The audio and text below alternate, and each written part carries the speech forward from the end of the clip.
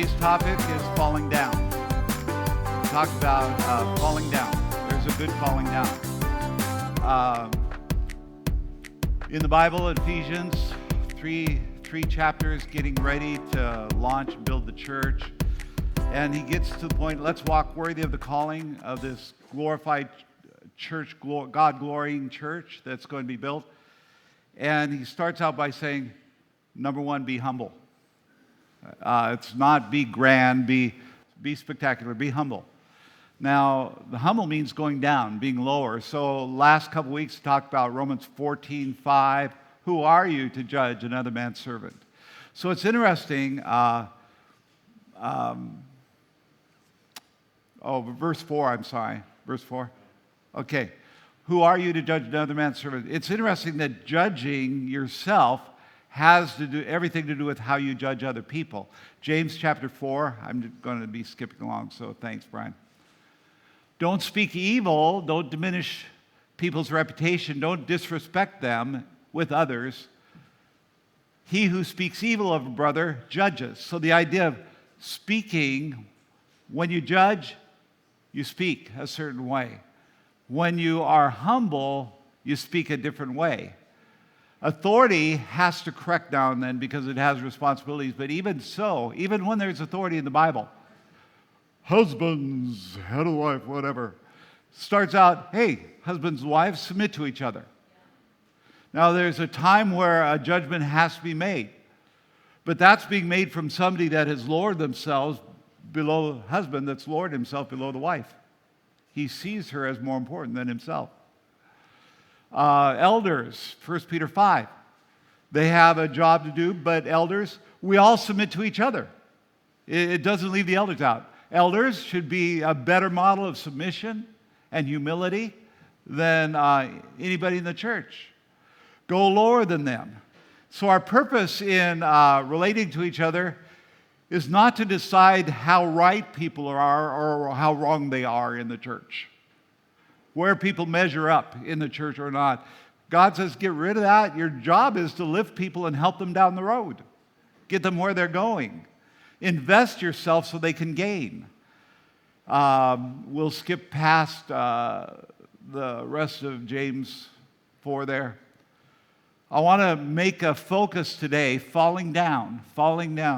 The universal nature of flesh, and it's universal, can be summed up in one word, envy. Envy is something wants to stand up. That's the flesh. Ecclesiastes chapter 4, verse 4. This is NIV. And I saw that all toil and all achievement spring from one person's envy of another. Isn't that revealing? This too is meaningless, chasing afterward. Across the world, what drives all the machinery, political or otherwise? How I stand compared to other people. Proverbs 13, verse 10 is pride. By pride comes nothing but strife, but with well-advised is wisdom. Everywhere you have conflict, contention. Mona and I are pretty good at being at peace. Now and then, I don't know, now and then we run into each other. Wherever that happens, all the tension in your life, well, they just push my buttons. You try to get away from the world that Satan has some people that are button pushers wherever you move to. The problem is not who pushes the buttons. The problem is that we have buttons. And those buttons come because of pride. Superiority, our status, our position, our social ranking, who's who in importance. So how do we get there? Numbers chapter 16, we're going to go through the chapter, bear with me. Verse 1, now Korah, and this man happened to be a first cousin of Moses. You can bear that out in Exodus. This is Moses' first cousin, so he had family identity going. It's interesting that Satan is the covering cherub over God when sin enters his heart. Pride enters his heart. When you get close to the throne, it's easier to desire and reach for the scepter. And that's where he was. And this is Korah. That's my cousin up there. And also on the south side of the tabernacle was where all the Levites were, which Korah was a Levite from the south side of the tabernacle. They had Levites all around the tabernacle. But also the men that follow here, Dathan and Abiram, they were from the tribe of Reuben, which is the south side encampment. So you have, in other words, all these people were in the same neighborhood. It's interesting. All of them kind of camped out in the same area, probably part of why the leaven spread among them. And On, the son of Peleth, he kind of disappeared, so I'm not sure if he backed out of the scheme or not. They were sons of Reuben. And they took men and they what? They rose up. They rose up before Moses with some of the children of Israel, 250 leaders of the congregation, representatives of the congregation, men of renown. 250 famous guys in the camp. So we're going to have a little meeting with Moses today. Here comes Korah, here comes Dathan, here comes Abiram, and 250 famous leaders among the people. This chapter is so much fun. It's so dramatic. They gathered together against Moses and Aaron and said to them, Moses, you take too much upon yourselves, for all the congregation is holy. Now there's an element of truth here, but they were misapplying it all. All the congregation is holy, every one of them, and the Lord is among them. Why then do you exalt yourself, Moses, above the assembly of the Lord? Did Moses take that? You take too much. That's the question. Who makes you what you are? Who says you are what you are? Who am I anyway? Now watch what happens here immediately. Verse 4, so when Moses heard it, he fell on his face. They rose up, Moses falls down. This is, I could use this to teach about church structure and government authority, but that's not the point here today. There's something that happened in Moses where he was so dependent on God and so lacking dependence. They were rising up because it was their soul and their bodies that were responding. Moses was depending on the Spirit. And so his body and soul would drop. That was a statement on his part of God dependency. I can't fight this fight. I'm not going to fight this fight. And he would crash to the ground. Isn't that cool? Humbling ourselves equals God dependency. God's smarter, God's stronger, He's better, He's more capable, He's more generous, He's more loving than me. My life is better in His hands than in mine. I trust Him more than I trust myself. Now, I know in theory we all have that, but I'm just learning that one. To trust God when you're in trouble. It really takes the Holy Spirit. He that loses his life finds it. What's losing your life? It's saying, God can handle it better than I can. Humility. Verse 5. And he spoke to Korah. Moses spoke to Korah. Look at how well Moses communicated with God. He wasn't in the tabernacle here. He had just had this mob, rebellious mob, show up and immediately says, tomorrow the Lord will show who is His and who is holy, and will cause him to come near him, that whom He chooses. Moses, you do this. Whom He chooses, He will cause to come near to him. Now, look at how online Moses was. Isn't that something? They come up and say, we're challenging you. He falls to the ground. And then he says, oh, by the way, tomorrow, this is what God's doing.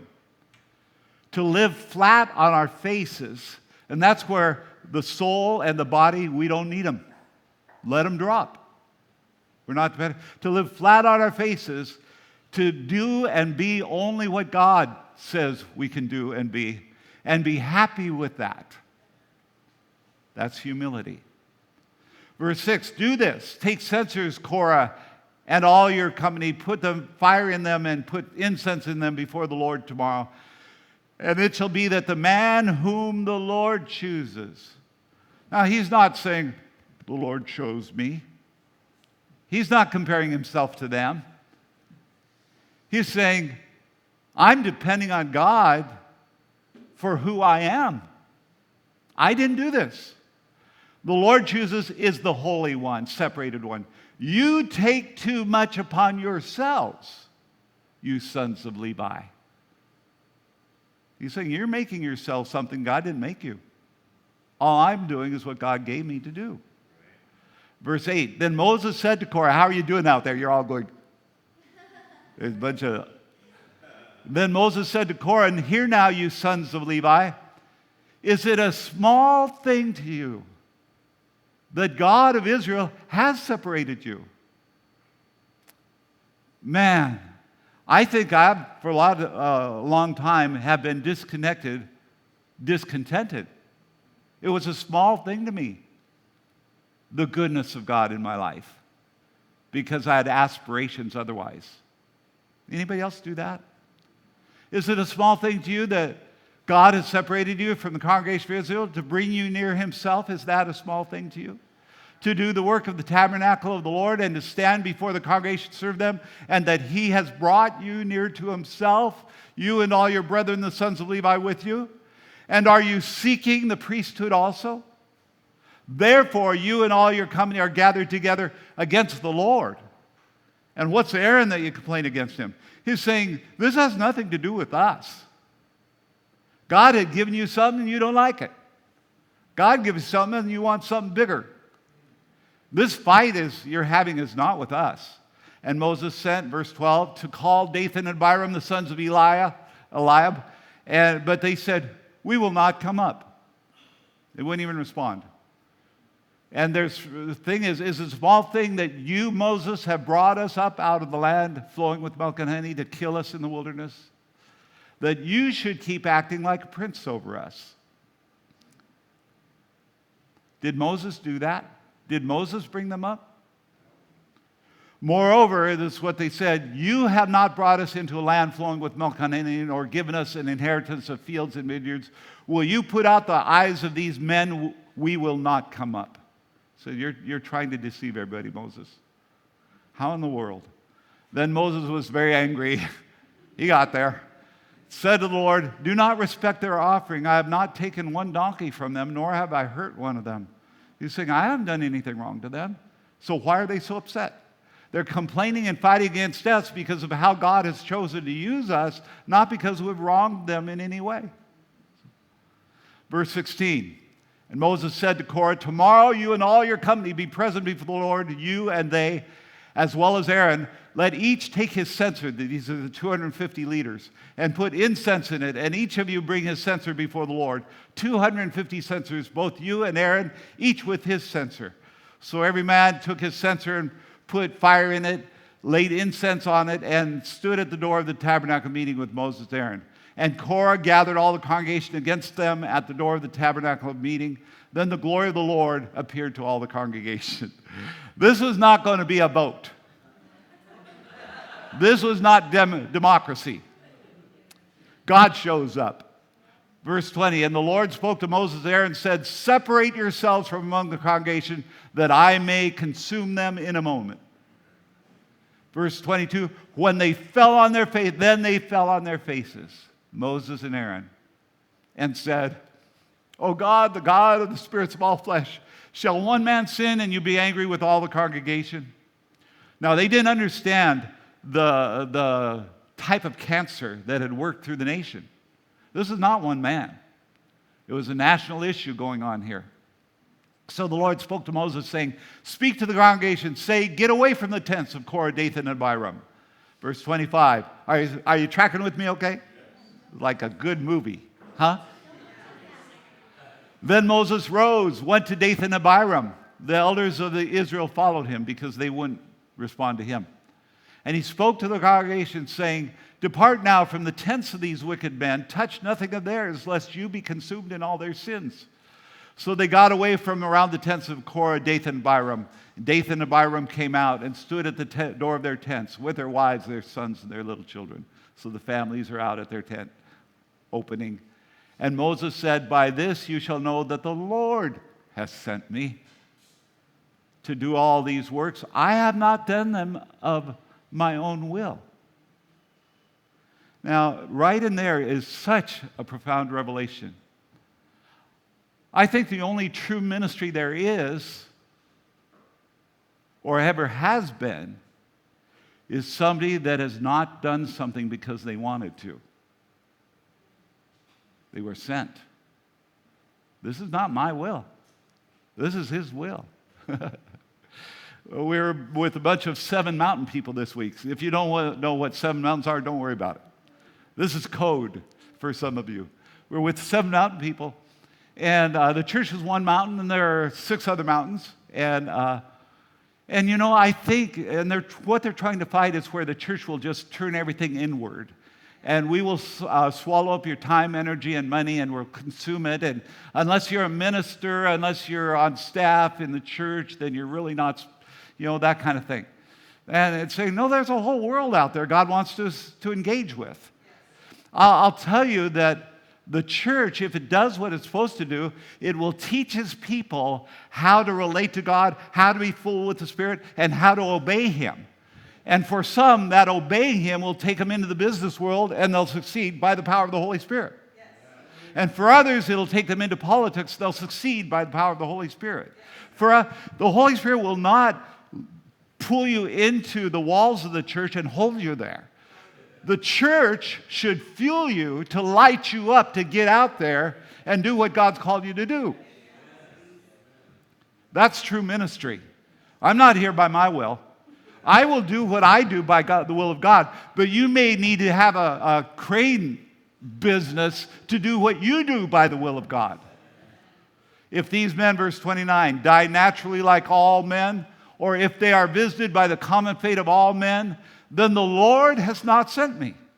See, he's putting out. Isn't this courageous? But if the Lord creates a new thing and the earth opens its mouth and swallows them up with all that belongs to them and they go down alive into the pit, then you will understand that these men have rejected the Lord. Wow, how much courage does that take? You'd better know you're hearing from God.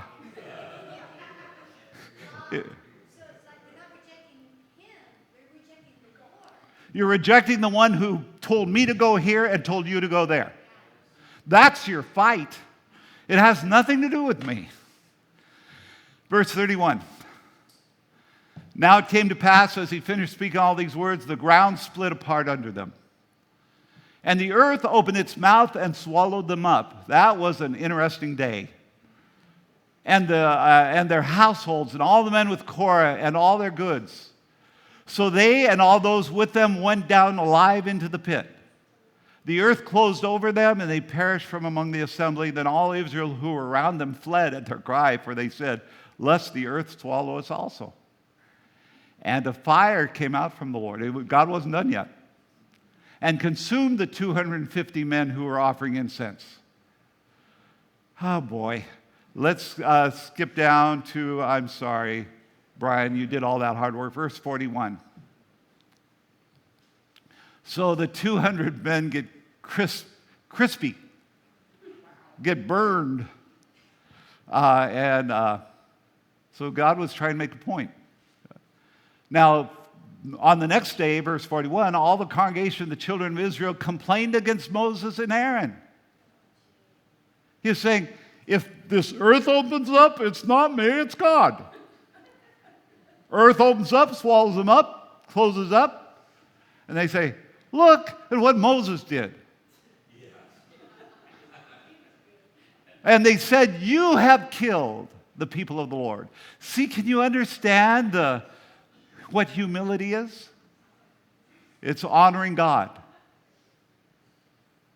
Now it happened when the congregation gathered against Moses and Aaron that they turned toward the tabernacle of meeting, and suddenly the cloud covered it, and the glory of the Lord appeared. Man, if you're challenging Moses on a second day and all of a sudden this cloud shows up, run.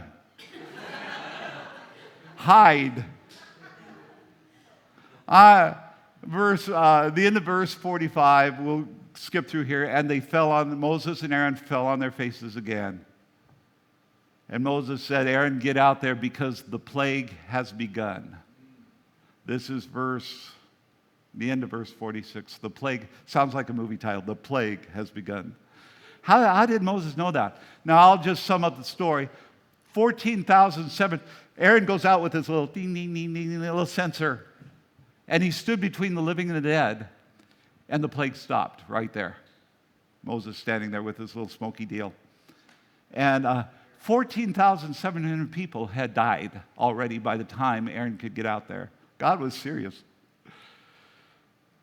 So, chapter 17, Moses sets up another test. God's speaking in verse 5, chapter 17, verse 5. It says, all the leaders of Israel, 12 tribes, bring your rods. Aaron will bring his. And who God has chosen among you to be a priest, God will show it, and that rod will blossom. So the man whom I choose will blossom. Thus I will rid myself of the complaints of the children of Israel which they make against you. So they're making it against Aaron and Moses, but God's saying, I need to get rid of this stuff. I need to rid myself of it. Anyway, Aaron's rod blossomed. It has almonds growing out, leaves, and just amazing miracle the next day. In verse 10, God says, I'm doing this that you may put their complaints away from me, lest they die. God's not trying to kill him. He's trying to not kill him. And Moses did what was said. And then verse 12, after all this is done, this is the end of the chapter. So the children of Israel spoke to Moses, saying, surely we die, we perish, we all perish. Whoever even comes near the tabernacle of the Lord must die. Shall we all utterly die? Earth swallows up part of the clan. 250 have fire come out. They're fried. 14,700 die in a plague. God's saying, I got to get this out of them. I got to get this complaining out. I got to get the pride out of them. I got to get the standing up out of them. They've got to understand this isn't Moses and Aaron, this is me. They've got to get to the point where they understand doing the will of God is humility. Honoring God is humility. Falling down before Him is humility. And it didn't work. At the end of it all, they're going, God's trying to kill us. Proverbs 27:22. Though you grind a fool in a mortar, it's universal. It's flesh. Everywhere. Though you grind a fool in a mortar with a pestle along with crushed grain, yet his foolishness will not depart from him. You have this trying to separate it, it won't separate. It's the unstoppable force and the immovable object, God against envy, God against pride. There's Isaiah chapters 5 through 9. 5 times God says, He declares His judgment on Israel to try to bring it into a state of humility. And it says, quote, yet for all this his anger is not turned away, his hand is still upraised, his fist still raised. For all this. And then it describes what God did. And then it says, and yet for all this, his hand is still upraised. Yet for all of this, over and over and over again. What's it take? Isaiah 25, one of my favorite passages. It's just kind of funny.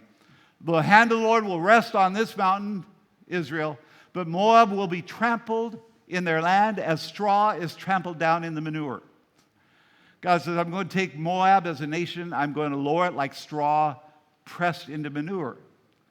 Verse 11, they will stretch out their hands in it as swimmers stretch out their hands to swim. So here God is trampling the straw down into the manure, and they're going, trying to swim. God will bring down their pride despite the cleverness of their hands. So this is what God has done. Romans 7, verse 14 through 19 says, I want to do the right thing, but I don't know why I do the wrong thing. I do the wrong thing. Has anybody ever related to Romans 7 and go, that's me? I do what I don't want to do. I don't do what I want to do. I don't, And then thank God for Jesus. The end of chapter 8. Chapter 8 says this. This is God's solution to envy. Because I don't care how humble or broken somebody behaves. If you're not in the Spirit, you're about yourself. You're trying to raise yourself up in social ranking with everybody around you. How important am I? How important am I not? Who thinks I'm important? Who respects me? Who disrespects me? Who loves me anyway? God help us. God help me. I find myself going there. It's kind of like a default feature, going there. I'll say this. I'm not going to read through it for you. By the Spirit, we're freed from the flesh and the envy principle. By the Spirit, we can lower ourselves. By the Spirit, we become less important. God becomes most important, and everybody else becomes more important.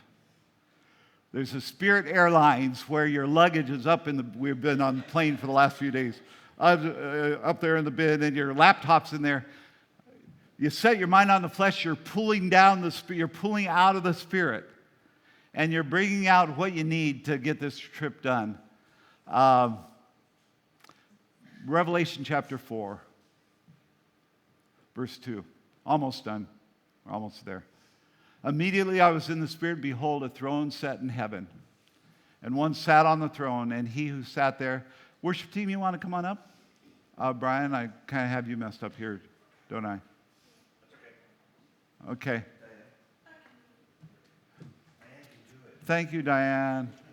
We love Diane. Do you guys love Kim and Diane Sells? Yeah. We do. We do. Verse 3 is 2. He is in the Spirit. Behold, a throne set in heaven. One sat on the throne. And he who sat there was like a jasper, a sardius stone. In appearance, there was a rainbow around the throne. In appearance, like an emerald. Around the throne were 24 thrones. I think that's possibly 12 original disciples, minus Judas, with Matthias brought in. But then you're going to have, I think, 12 last-day apostles, maybe. So you have the 24 elders there. That's in other words, this is the furthest you want to go up. That's the end of going up among humans. And I saw 24 elders sitting clothed in white robes. They had crowns of gold on their heads.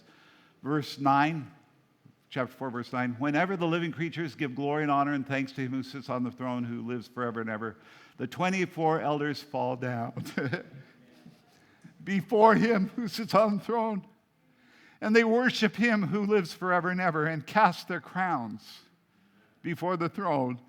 I'm not keeping this thing on. It's going down to his feet. I'm going down to his feet. And they say this, you are worthy, O Lord, to receive glory and honor and power. For you created all things. I didn't. And by your will, they exist and were created. Humility is falling down. Humility is saying, it's not my soul, it's not my flesh, it's not me. It's believing that God is bigger and better than we are. And therefore, we can really, really trust him with everything.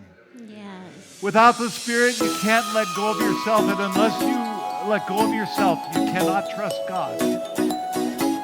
But if you have the Spirit, he frees you from yourself. And when you're free of yourself, you can trust God.